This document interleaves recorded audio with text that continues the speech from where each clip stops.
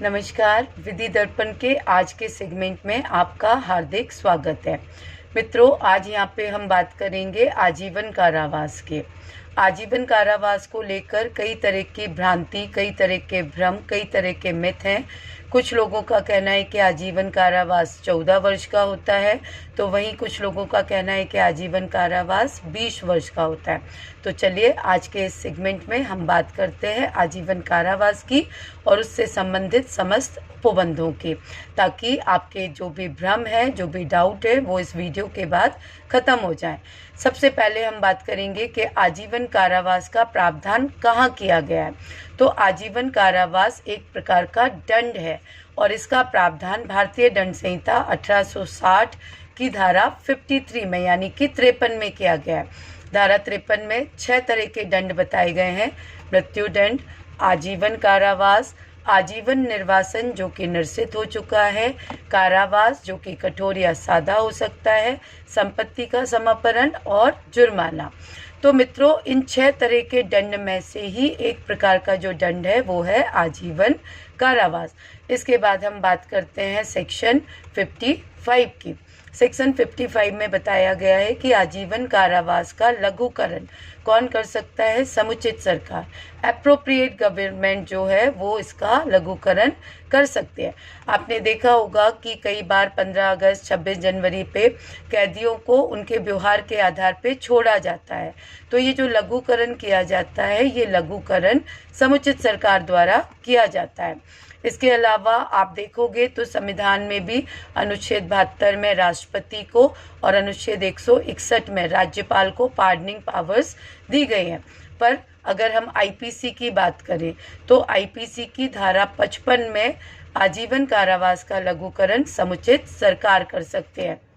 अब बात आती है कि कितने वर्ष तक का वो लघुकरण कर सकती है, तो वो 14 वर्ष से अधिक का नहीं होगा। कितने टाइम के लिए करेगी लघुकरण? 14 वर्ष से अधिक नहीं होगा। इसके बाद अब हम बात करेंगे धारा 57 की।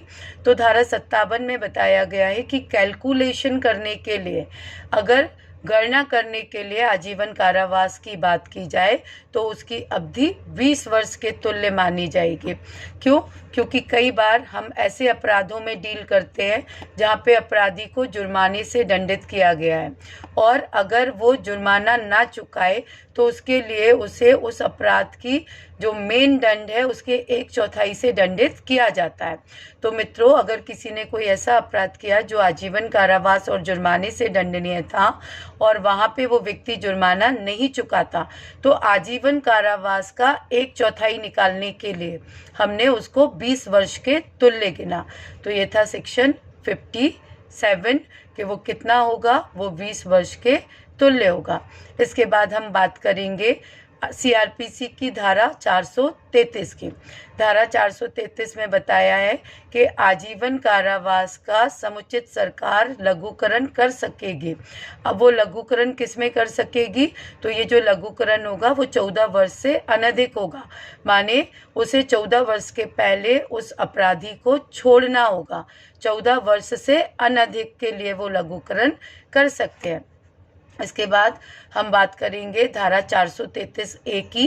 तो सीआरपीसी की धारा 433 ए में बताया है कि उन मामलों में जिसमें न्यायालय अपराधी को मृत्युदंड या आजीवन कारावास से दंडित कर सकता था, किंतु न्यायालय ने उसे केवल आजीवन कारावास से दंडित किया, वहाँ पे उसका जो लघुकरण होगा वो 14 वर्ष से कम का नहीं होगा। माने कम से कम 14 वर्ष तो उसको रहना ही पड़ेगा कारावास में।